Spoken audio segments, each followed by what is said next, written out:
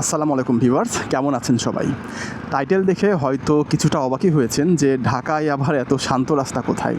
বিশেষ করে অটোরিকশা নামার পর থেকে ঢাকায় তো শান্ত রাস্তার কথা চিন্তাই করা যায় না। তবে এর ভিড়ে একটা রাস্তা আছে যে রাস্তাটা এখনও অনেক বেশি শান্ত।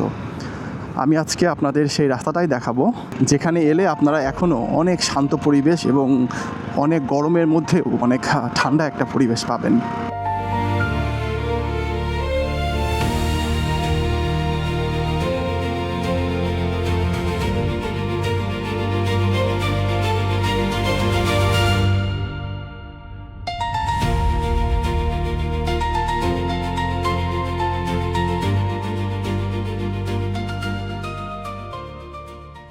আমার বাম পাশে আপনারা যে বিল্ডিংগুলো দেখছেন এগুলো সবই সরকারি বাসভবন। এখানে বিশেষ করে এখানে যে যমুনা আছে, আগে ডক্টর ইউনূস থাকতো, সেটাও এখানে, প্রধান বিচারপতির বাসভবনও এখানে, সরকারি বিভিন্ন অতিথিশালাও এখানে আছে। আর আমার ডান পাশে হচ্ছে রমনা পার্ক। রমনা পার্কের এই রাস্তাটাই একদম ঠান্ডা এবং শীতল। আপনারা যখনই আসবেন এবং এই রাস্তার ফুটপাত দিয়ে হাঁটবেন আপনাদের সত্যি ভালো লাগবে। এবং ঢাকার এই জ্যামের মধ্যেও এখনও এই চমৎকার এই রাস্তাটা আছে, যেটা আমি আপনাদের এখন দেখাবো।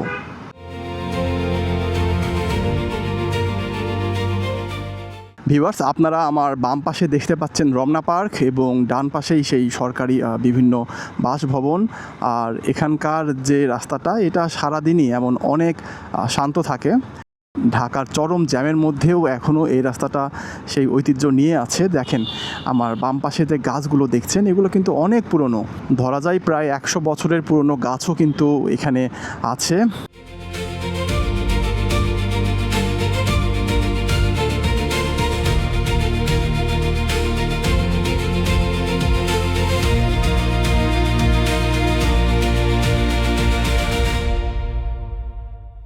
এই রাস্তাটা সবসময় অনেক ঠান্ডা এবং তাপমাত্রা অনেক কম। পাশে হচ্ছে রমনা পার্ক।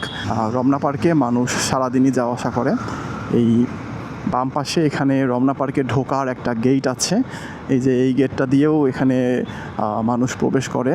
আর দেখেন এখানে যে গাছগুলো দেখছেন এগুলো কিন্তু অনেক পুরনো গাছ।